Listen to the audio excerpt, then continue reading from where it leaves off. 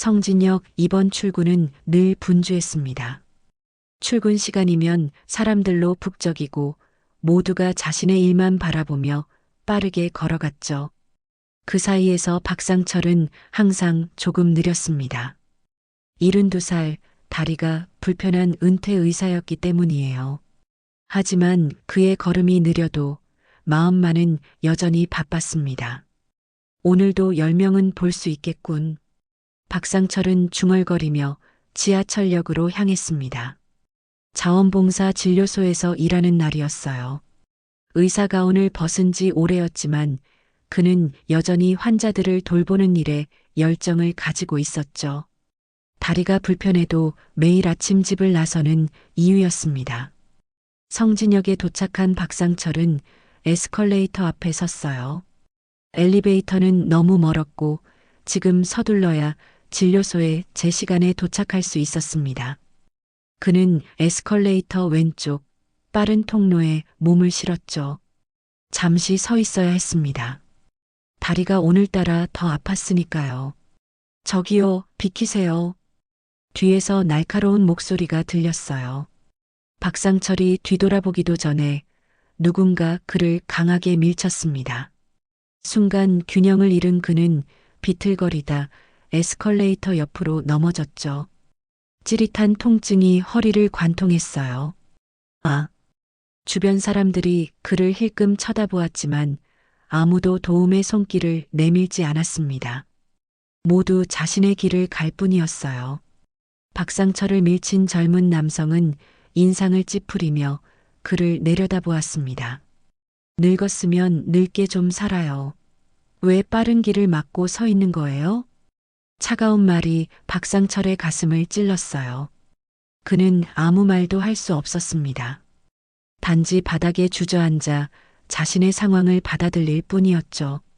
세상은 너무 빨랐고 그는 이제 그 속도를 쫓아갈 수 없었습니다. 그때였습니다. 누군가 그의 팔을 잡아 일으켜 세웠어요. 괜찮으십니까? 박상철이 고개를 들어보니 비슷한 또래로 보이는 노인이 서 있었습니다. 73살쯤 되어 보였지만 척 보기에도 건강해 보였어요.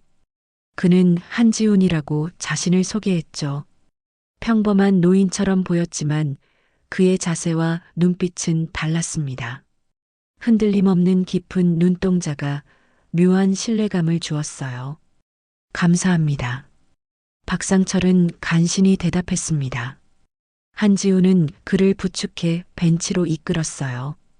그의 손길은 나이답지 않게 단단했습니다. 요즘 세상은 너무 바쁘게 돌아가는 것 같습니다. 모두가 자신만 생각하고 달리니 우리같이 느린 사람은 밀려나게 되는군요.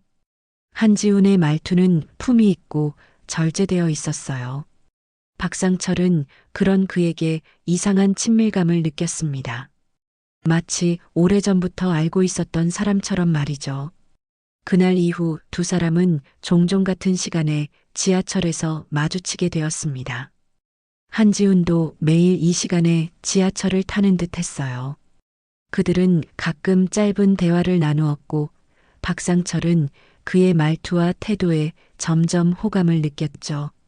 하지만 그날 밤 박상철은 이상한 꿈을 꾸었습니다. 40년 전 가족이 탈북할 때의 기억이었어요. 칠흑 같은 어둠 속에서 북한 군인들의 총소리, 강을 건너는 가족들의 숨소리, 그리고 그들을 구해준 남한 군인의 얼굴. 박상철은 식은땀을 흘리며 잠에서 깼습니다. 그 사람, 어디서 본 것 같은데. 열흘이 지났습니다. 박상철은 자원봉사 진료소에서 일을 마치고 퇴근길에 올랐어요. 오늘은 특히 환자가 많아 평소보다 더 피곤했습니다. 그는 환승통로 끝 벤치에 앉아 잠시 다리를 쉬기로 했죠. 노인의 몸은 쉬어도 피로가 풀리지 않았습니다. 이젠 정말 나이가 드는구나. 그는 한숨을 내쉬며 중얼거렸어요. 그때 노약자석 근처에서 소란이 들렸습니다. 서너 명의 젊은 남자들이 담배를 피우며 큰 소리로 떠들고 있었어요. 지하철역 내 금연구역이었지만 아무도 그들에게 주의를 주지 않았습니다. 한 남자가 박상철이 앉아 있는 벤치를 발견하고는 친구들에게 무언가를 말했어요. 그리고 씩 웃으며 박상철에게 다가왔죠. 그의 눈빛에는 불쾌한 의도가 담겨 있었습니다. 할아버지, 저희가 좀 앉을게요. 비켜주세요. 남자의 말투는 공손했지만 그 안에 담긴 의미는 분명했어요. 박상철은 자리에서 일어나려 했지만 몸이 말을 듣지 않았습니다. 오늘 하루 서서 진료를 본 탓에 다리가 더 아팠죠. 잠시만요. 일어나려는 중입니다. 박상철이 말했지만 남자는 귀를 기울이지 않았어요. 그는 발로 벤치를 찼습니다. 벤치가 흔들리면서 박상철은 균형을 잃었죠. 늙었으면 집에나 있지 왜 나와서 자리를 차지해? 남자의 목소리가 높아졌어요. 주변의 사람들이 상황을 보고 있었지만 아무도 나서지 않았습니다. 다들 고개를 돌리거나 스마트폰만 바라볼 뿐이었죠. 세상은 점점 더 차가워지고 있었습니다. 박상철은 일어서려다 어깨를 밀쳐 다시 넘어졌어요. 옆구리가 벤치 모서리에 부딪혔고 날카로운 통증이 온몸을 관통했습니다. 그는 체념한 눈으로 주변을 둘러보았죠. 도움을 청하고 싶었지만 그의 말을 들어줄 사람은 없었습니다. 그 순간 누군가 나타났어요. 한지훈이었습니다. 그는 아무 말 없이 건달 앞에 섰죠. 그의 눈빛은 평소와 달랐어요. 날카롭고 단호했습니다. 뭐야 할아버지, 당신도 비키라고. 건달이 비웃으며 손을 올렸습니다. 그런데 놀랍게도 한지훈은 한 손으로 그의 손목을 잡아 꺾었어요. 그리고 다른 손으로 건달의 급소를 정확히 찔렀죠. 모든 움직임이 물 흐르듯 자연스러웠습니다. 마치 오랜 세월 단련된 몸이 저절로 반응하는 것 같았어요. 으악! 첫 번째 건달이 주저앉자 뒤에 있던 그의 친구들도 달려들었습니다. 하지만 한지훈은 지하철 기둥을 이용해 유도처럼 그들을 하나씩 제압했어요. 그의 움직임은 70대 노인이라고는 믿기 어려울 만큼 정확하고 빨랐습니다. 주변 승객들은 놀란 눈으로 상황을 지켜보았죠. 몇몇은 스마트폰으로 상황을 촬영하기 시작했습니다. 한지훈은 이미 3명의 건달을 모두 제압한 상태였어요. 공경할 줄도 모르고 폭력부터 휘두르나. 누굴 보고 잘한 건가. 한지훈의 목소리는 조용했지만 단호했습니다. 그는 건달들을 내려다보며 깊은 한숨을 내쉬었어요. 그의 눈에는 분노보다는 안타까움이 더 묻어 있었죠. 사건 이후 박상철과 한지훈은 자연스럽게 가까워졌습니다. 매일 같은 시간에 만나 함께 지하철을 타고 때로는 간단한 식사를 하기도 했죠. 두 노인 사이에는 말로 표현할 수 없는 묘한 유대감이 흘렀어요. 마치 오래전부터 알고 있었던 사람들처럼 말이죠. 박상철은 한지훈의 말투와 움직임, 그리고 태도에서 자꾸만 40년 전 그 군인의 모습을 떠올렸습니다. 특히 그가 무언가를 집어들거나 차를 마실 때의 손동작이 너무나 익숙했어요. 하지만 확신할 수는 없었습니다. 40년이라는 세월은 사람의 얼굴뿐만 아니라 기억도 바꿔놓으니까요.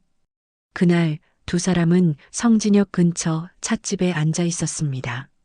한지훈이 차를 따르다 손을 들어올리는 순간 박상철은 그의 엄지손가락에 있는 비자 흉터를 보았어요. 그 흉터를 본 순간 박상철의 심장이 빠르게 뛰기 시작했습니다. 그 흉터, 어떻게 생긴 건가요? 박상철의 목소리가 떨렸어요. 한지훈은 잠시 손을 보더니 미소를 지었습니다. 오래된 상처예요. 젊었을 때 다쳤죠. 더 이상의 설명은 없었습니다. 하지만 그의 눈빛이 잠시 흔들렸어요. 마치 오래된 기억이 되살아난 것처럼 말이죠. 박상철은 마음속으로 확신했습니다. 그가 바로 40년 전 자신의 가족을 구해준 그 군인이라는 것을요. 한 선생님, 내일 저녁에 제 집에 와주시겠어요? 보여드릴 것이 있습니다. 박상철의 제안에 한지우는 잠시 망설이다 고개를 끄덕였어요. 두 사람은 다음날 저녁을 기약하고 헤어졌습니다. 집으로 돌아온 박상철은 오래된 앨범을 꺼내 밤늦도록 들여다보았죠. 그리고 서랍 깊숙이 보관해둔 군번줄을 꺼냈습니다. 다음날 저녁 한지훈이 박상철의 집을 방문했어요. 그는 박상철이 내민 차를 마시며 거실을 둘러보았습니다. 벽에는 가족 사진들이 걸려 있었죠. 박상철은 조심스럽게 오래된 사진첩을 꺼냈어요. 이 사진을 봐주시겠어요? 박상철이 내민 것은 낡은 흑백 사진이었습니다. 개성 근처의 작은 마을, 사람들이 모여 찍은 단체 사진이었죠. 한지우는 사진을 받아들며 잠시 말이 없었어요. 그의 손이 미세하게 떨리고 있었습니다. 이 마을, 혹시 기억나세요? 박상철의 질문에 한지우는 대답하지 않았습니다. 다만 사진을 바라보는 그의 눈에 깊은 감정이 스쳐 지나갔어요. 슬픔? 그리움? 아니면 후회? 박상철은 말없이 서랍에서 꺼낸 군번줄을 한지훈에게 건넸습니다. 거기엔 83 북공일이 새겨져 있었죠. 한지훈의 눈빛이 흔들렸습니다. 그는 깊은 숨을 내쉬었어요. 긴 침묵이 두 사람 사이를 감쌌습니다. 마침내 한지훈이 입을 열었습니다. 그날 밤 난 자네를 업고 강을 건넜지. 오른손이 총에 맞았고 그게 이 흉터야. 그의 목소리는 조용했지만 그 안에는 40년의 세월이 담겨 있었어요. 박상철은 눈시울이 붉어졌습니다. 그날의 기억이 선명하게 되살아났죠. 어둠 속에서 총소리, 차가운 강물, 그리고 그를 업고 강을 건너던 젊은 군인의 등. 그때 저희 가족을 구해주셔서 정말 감사합니다. 박상철의 목소리가 떨렸어요. 그는 한지훈의 손을 잡았습니다. 거친 손이었죠. 70년의 세월이 만든 주름과 굳은 살이 있었어요. 하지만 그 손은 여전히 단단했습니다. 40년 전 자신을 업고 강을 건넜던 그 힘이 아직도 남아 있었죠. 내가 한 일이 아니오. 그저 군인으로서 해야 할 일을 했을 뿐이지. 한지우는 겸손하게 말했습니다. 하지만 그의 눈에는 깊은 감정이 서려 있었어요. 그는 천천히 과거 이야기를 풀어놓기 시작했습니다. 83년 그가 북한과의 접경 지역에서 근무하던 시절의 이야기였죠. 그날은 비가 많이 내렸소. 강 건너편에서 움직임이 보여 확인해 보니 한 가족이 강을 건너려 하고 있었지. 아버지, 어머니, 그리고 어린 아들. 그게 바로 자네와 자네 가족이었소. 한지훈의 이야기는 박상철의 기억을 되살렸습니다. 그날 밤 그들은 죽음을 각오하고 강을 건넜어요. 북한 군인들의 총소리가 들리고 어머니가 쓰러졌을 때 한 남한 군인이 나타나 그들을 도왔죠. 그 군인이 바로 한지훈이었습니다. 자네 어머니가 총에 맞았을 때 나는 결단을 내려야 했소. 자네 아버지는 어머니를 업고 가야 했고 나는 자네를 업었지. 강을 건너는 동안 북한 군인들의 총알이 빗발쳤소. 그중 하나가 내 손을 스쳐 지나갔고 그게 이 흉터의 시작이었지. 한지우는 엄지손가락에 빗자 흉터를 바라보았어요. 그 작은 상처 하나가 그들의 인생을 이어주는 연결고리가 되었습니다. 박상철은 눈물을 참으며 고개를 숙였죠. 선생님 덕분에 저희 가족은 새 삶을 살 수 있었습니다. 저는 의사가 되어 많은 사람들을 도울 수 있었고요. 두 사람은 밤늦도록 이야기를 나누었습니다. 40년의 세월이 만든 간극을 메우는 시간이었어요. 그들은 서로의 삶에 대해, 가족에 대해, 그리고 그 세월 동안의 기쁨과 슬픔에 대해 이야기했습니다. 몇 주 후 평소처럼 성진역에서 만나기로 한 날이었습니다. 박상철은 약속 시간보다 일찍 도착했어요. 하지만 한지훈이 보이지 않았습니다. 그는 걱정스러운 마음으로 플랫폼을 둘러보았죠. 그때 사람들이 모여 있는 것이 보였습니다. 박상철은 빠르게 그곳으로 달려갔어요. 한지훈이 바닥에 쓰러져 있었습니다. 얼굴은 창백했고 숨을 헐떡이고 있었죠. 박상철은 즉시 그의 상태를 확인했습니다. 맥박이 불규칙했고 가슴을 움켜쥐고 있었어요. 심장마비 증상입니다. 누가 구급차를 불러주세요. 박상철은 의사로서의 본능이 되살아났습니다.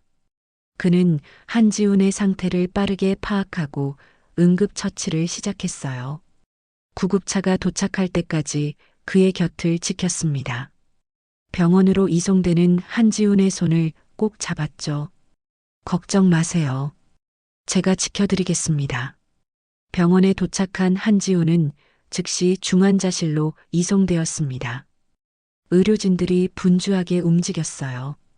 박상철은 의사들과 이야기를 나누었죠. 그도 한때 이 병원에서 근무했던 심장 전문의였으니까요. 급성 심근경색입니다.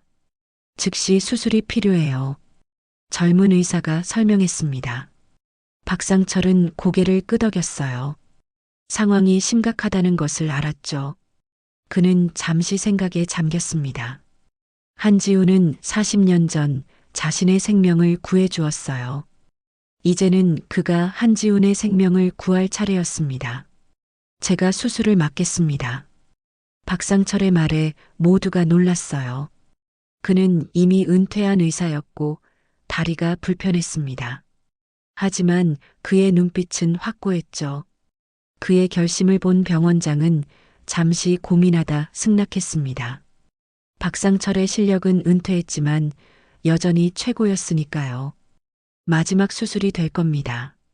하지만 최선을 다하겠습니다. 박상철은 수술 준비를 시작했어요.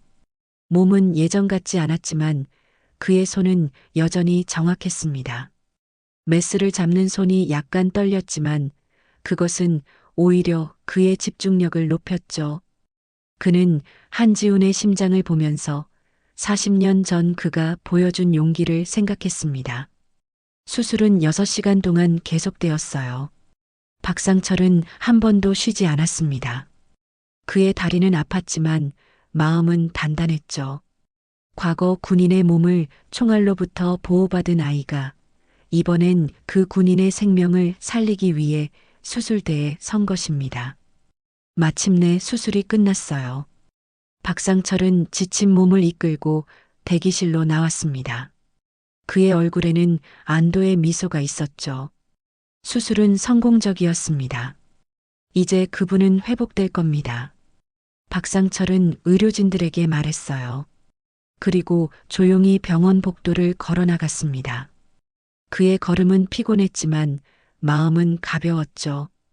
그는 한지훈에게 생명의 빚을 갚았습니다. 사흘 후 한지훈은 의식을 되찾았어요. 그의 첫 마디는 박상철을 찾는 것이었습니다. 그들은 병실에서 제외했죠. 한지훈의 얼굴은 창백했지만 눈빛은 여전히 강했습니다. 고맙소, 박 선생. 자네가 내 생명을 구했군. 한지훈의 목소리는 약했지만 그 안에는 깊은 감사가 담겨 있었어요. 박상철은 그의 손을 잡았습니다. 제가 은혜를 갚은 겁니다. 선생님이 저희 가족에게 새 삶을 주셨으니까요. 두 사람은 서로를 바라보며 미소 지었습니다. 그들의 인연은 40년의 세월을 뛰어넘어 이어지고 있었죠. 한지훈은 천천히 입을 열었어요. 이제 내 임무도 끝났소. 자네와 다시 만나게 되어 기쁘오. 그의 말에는 깊은 의미가 담겨 있었습니다. 평생 군인으로 살아온 그에게 그날 밤의 임무는 항상 마음 한구석에 남아 있었어요. 그리고 이제 40년이 지나 그 임무의 결과를 직접 확인한 것입니다. 한지훈의 회복은 예상보다 빨랐습니다. 군인 출신다운 강인한 체력과 의지가 있었기 때문이죠. 퇴원 후 그는 박상철의 집에서 지내기로 했어요. 두 노인은 서로에게 의지하며 새로운 일상을 만들어 갔습니다. 오늘은 내가 아침을 준비했소. 자네는 앉아서 쉬게. 한지우는 군대에서 익힌 솜씨로 깔끔하게 아침을 차렸어요.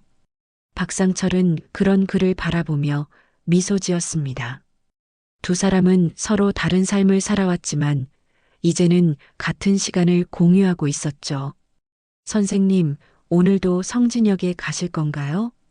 박상철의 질문에 한지우는 고개를 끄덕였어요. 그들은 이제 매일 함께 성진역 2번 출구 근처 벤치에 앉아 시간을 보냈습니다. 그곳은 그들이 처음 만난 장소이자 한지훈이 쓰러졌던 곳이기도 했죠. 그곳은 내게 특별한 의미가 있어. 마치 인생의 순환처럼 말이야. 한지훈은 철학적인 이야기를 좋아했습니다. 그는 자신의 군 생활, 북한과의 대치 상황, 그리고 그 속에서 느꼈던 복잡한 감정들을 박상철에게 이야기해 주었어요. 오랫동안 가슴속에 묻어두었던 이야기들이었습니다. 그날 밤 자네 가족을 도운 후 나는 상부에 보고했지만 누구도 그 일을 공식적으로 인정하지 않았소. 국경 분쟁이 될 수 있는 일이었으니까. 하지만 난 후회하지 않았네. 생명을 구한다는 것은 어떤 정치적 경계보다 중요한 일이니까. 한지훈의 말에 박상철은 깊이 공감했습니다. 의사로서 평생을 보낸 그도 같은 신념을 가지고 있었으니까요. 생명의 가치는 그 어떤 것보다 중요했죠. 두 사람은 매일 아침 함께 식사를 하고 성진역으로 향했습니다. 이제 그들은 에스컬레이터 대신 엘리베이터를 이용했어요. 천천히 그들의 속도에 맞춰 세상을 바라보기 시작했죠. 성진역 2번 출구 앞 벤치는 이제 그들의 자리가 되었습니다. 사람들은 그들을 알아보기 시작했어요. 지하철 역무원들은 인사를 건넸고 근처 가게 주인들도 그들을 반겼습니다. 한때 그들을 무시하고 밀쳤던 세상이 이제는 그들을 인정하기 시작한 것이죠. 세상이 변한 게 아니라 우리가 세상을 바라보는 방식이 변한 것 같아요. 박상철의 말에 한지우는 고개를 끄덕였습니다. 그들은 이제 더 이상 세상의 속도에 맞추려 애쓰지 않았어요. 그들만의 속도로, 그들만의 방식으로 세상을 살아가고 있었죠. 어느 날 그들이 벤치에 앉아 있을 때였습니다. 한 젊은 여성이 다가와 조심스럽게 인사를 건넸어요. 혹시 지난번에 건달들을 막아주신 분들 맞으신가요? 그때 동영상이 인터넷에 올라갔는데 많은 사람들이 감동받았어요. 여성은 수줍게 말했습니다. 한지훈과 박상철은 놀란 표정으로 서로를 바라보았어요. 그들은 자신들의 이야기가 세상에 알려졌다는 사실을 몰랐습니다. 우리 할아버지도 비슷한 일을 당하셨어요. 하지만 아무도 도와주지 않았죠. 두 분이 보여주신 용기가 정말 감동적이었습니다. 여성의 말에 한지우는 겸손하게 고개를 숙였습니다. 그는 영웅 심리로 그런 일을 한 것이 아니었어요. 단지 옳은 일을 했을 뿐이었죠. 나이 든 사람을 공경하는 것은 우리 사회의 오래된 미덕이요. 난 그저 그것을 지키려 했을 뿐이네. 한지훈의 말에 여성은 감사의 인사를 전하고 자리를 떠났습니다. 박상철은 미소를 지으며 한지훈을 바라보았어요. 우리가 변화를 만들고 있는 것 같군요. 시간은 빠르게 흘렀습니다. 한지훈과 박상철은 1년이 넘는 시간을 함께 보냈어요. 그들은 서로에게 의지하며 노년의 일상을 채워나갔습니다. 한지훈은 박상철의 진료소에서 간단한 일을 도왔고 박상철은 한지훈에게 의학 지식을 가르쳐 주었죠. 어느 날 한지훈은 박상철에게 특별한 제안을 했습니다. 자네, 개성에 한번 가보지 않겠나? 자네 고향을 다시 보고 싶지 않은가? 박상철은 놀란 눈으로 한지훈을 바라보았어요. 개성은 그가 태어난 곳이자 탈북하기 전까지 살았던 곳이었습니다. 하지만 지금은 남한 사람들이 쉽게 갈 수 없는 곳이죠. 어떻게 갈 수 있겠습니까? 그곳은 한지훈은 미소를 지었어요. 민간 교류 프로그램이 있다네. 내가 알아봤는데 의료자원봉사자로 잠시 방문할 수 있는 길이 있어. 자네는 의사니까 자격이 충분하지. 박상철은 믿을 수 없다는 표정을 지었습니다. 그의 마음속에는 오랫동안 고향에 대한 그리움이 있었어요. 하지만 동시에 두려움도 있었죠. 그곳에는 고통스러운 기억도 있었으니까요. 정말 갈 수 있을까요? 한지우는 단호하게 고개를 끄덕였습니다. 그는 이미 모든 준비를 마친 상태였어요. 박상철을 위한 깜짝 선물이었죠. 다음 달에 출발하는 의료진이 있어. 자네와 내가 함께 갈 수 있도록 준비해뒀소. 박상철의 눈에 눈물이 고였습니다. 그는 말없이 한지훈의 손을 잡았어요. 그 손에는 40년 전 그들을 이어준 비자 흉터가 여전히 남아 있었죠. 준비 기간은 분주했습니다. 두 노인은 필요한 서류를 갖추고 의료용품을 준비했어요. 박상철은 밤마다 잠을 이루지 못했습니다. 꿈에서도 고향의 모습이 계속 떠올랐죠. 드디어 출발 당일이 되었습니다. 한지훈과 박상철은 다른 의료진들과 함께 버스에 올랐어요. 국경을 향해 가는 길, 두 사람의 마음은 복잡했습니다. 한지훈은 40년 전 자신이 지켰던 국경을 다시 넘는 것이고, 박상철은 목숨을 걸고 탈출했던 그곳으로 돌아가는 것이었으니까요. 버스가 국경 검문소에 도착했을 때 박상철의 손은 떨리고 있었습니다. 한지훈은 그의 손을 꼭 잡아주었어요. 괜찮소? 내가 함께 있잖나. 검문을 통과하고 버스는 개성으로 향했습니다. 창밖으로 펼쳐지는 풍경에 박상철은 말을 잃었어요. 많은 것이 변했지만 산과 강의 모습은 여전했습니다. 그의 기억 속에 남아있던 고향의 모습이었죠. 개성에 도착한 그들은 임시 진료소를 설치했습니다. 박상철은 떨리는 마음으로 첫 환자를 맞이했어요. 오랜 시간이 지났지만 그의 의술은 여전했습니다. 한지우는 옆에서 그를 도왔죠. 진료를 받기 위해 온 노인들 중에는 박상철의 옛 이웃들도 있었습니다. 그들은 서로를 알아보지 못했지만 박상철은 그들을 기억했어요. 그의 마음은 복잡했지만 의사로서의 사명감으로 최선을 다했습니다. 하루 일과를 마치고 한지훈과 박상철은 숙소 근처를 산책했어요. 멀리 박상철의 옛집이 있던 거리가 보였습니다. 가보고 싶나? 한지훈의 질문에 박상철은 고개를 저었어요. 아니요, 이 정도면 충분합니다. 제 기억 속의 고향은 이미 사라졌어요. 하지만 그 기억만으로도 충분하죠. 두 사람은 말없이 걸었습니다. 그들의 발자국 소리만이 고요한 밤 공기를 가르며 울렸어요. 개성에서의 일주일은 빠르게 지나갔습니다. 박상철은 고향에서 마지막 환자를 진료하며 감회에 젖었어요. 그는 이제 진정한 의미에서 자신의 과거와 화해한 느낌이었습니다. 한지우는 그의 옆에서 묵묵히 지켜보았죠. 이제 돌아갈 시간이요. 한지훈의 말에 박상철은 고개를 끄덕였습니다. 그들은 다시 버스에 오르고 국경을 넘었어요. 이번에는 더 이상 두려움도 그리움도 없었습니다. 단지 평온함만 있었죠.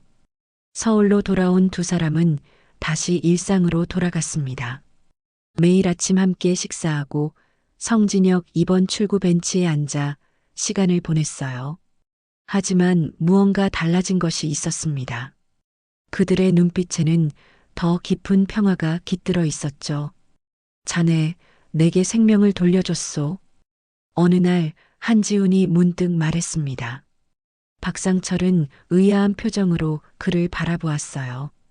제가 수술한 것은 사실이지만 그건 당연한 일이었습니다. 선생님이 저희 가족에게 새 삶을 주셨으니까요. 한지훈은 고개를 저었습니다. 내 말은 그런 의미가 아니라네. 자네는 내게 삶의 의미를 돌려줬소. 나는 오랫동안 그날 밤의 기억에 사로잡혀 있었네. 과연 내가 옳은 일을 한 것인지, 그 가족은 잘 살고 있는지, 그 의문이 나를 괴롭혔소. 그런데 자네를 다시 만나고 자네가 훌륭한 의사가 되어 많은 사람들을 도왔다는 사실을 알게 되니 내 인생에도 의미가 생겼네. 이제 내 임무도 끝났다고 생각하네. 박상철은 깊은 감동을 느꼈습니다. 그는 한지훈의 손을 꼭 잡았어요. 선생님, 우리의 만남은 우연이 아니었습니다. 이것이 바로 인연인 것 같아요. 두 사람의 우정은 날이 갈수록 깊어졌습니다. 그들은 성진역 2번 출구 벤치에서 많은 이야기를 나누었어요. 세월의 흐름, 삶의 의미, 그리고 죽음에 대해서도 터놓고 이야기했습니다. 놀랍게도 그들이 매일 앉아 있는 벤치는 이제 지역 주민들에게 작은 명소가 되었어요. 사람들은 그들을 2번 출구의 두 노인이라 불렀습니다. 젊은이들도 가끔 그들에게 다가와 이야기를 나누곤 했죠. 우리가 작은 변화를 만들고 있는 것 같아요. 박상철의 말에 한지훈은 미소를 지었습니다. 그들은 이제 더 이상 세상으로부터 밀려나지 않았어요. 오히려 그들의 존재가 세상에 작은 파문을 일으키고 있었죠. 어느 날 한 젊은이가 에스컬레이터에서 노인에게 자리를 양보하는 모습을 보며 한지훈은 감동을 받았습니다. 세상은 천천히 하지만 확실히 변하고 있었어요. 우리가 걸어온 길엔 흉터가 남았지만 그 흉터가 누군가의 생명을 살렸다면 그건 자랑이야. 한지훈의 말에 박상철은 깊이 공감했습니다. 그들의 인생은 쉽지 않았지만 그 속에서 의미를 찾았기 때문이죠. 한지훈의 비자, 흉터처럼 그들의 삶에 남은 상처들은 이제 자랑스러운 훈장이 되었습니다. 시간은 계속 흘렀습니다. 계절이 바뀌고 세상은 계속 변했지만 두 노인의 우정은 변함없이 이어졌어요. 그들은 매일 오후 성진역 2번 출구 벤치에서 만났습니다. 같은 장소, 같은 시간. 이제 아무도 그들을 밀치지 않았습니다. 오히려 사람들은 그들을 알아보고 존중했어요. 두 노인이 앉아 있는 벤치는 성진역의 작은 상징이 되었죠. 우리의 이야기는 여기서 끝나지 않을 것 같아요. 박상철의 말에 한지훈은 고개를 끄덕였습니다. 그들의 이야기는 계속될 것이었어요. 그것은 두 사람의 우정을 넘어 세대와 세대를 잇는 이야기가 될 것이었죠. 끝은 없소. 단지 새로운 시작만이 있을 뿐이야. 한지훈의 말처럼 그들의 이야기는 계속되고 있습니다. 지금도 성진역 2번 출구에서는 두 노인이 벤치에 앉아 세상을 바라보고 있을 테니까요.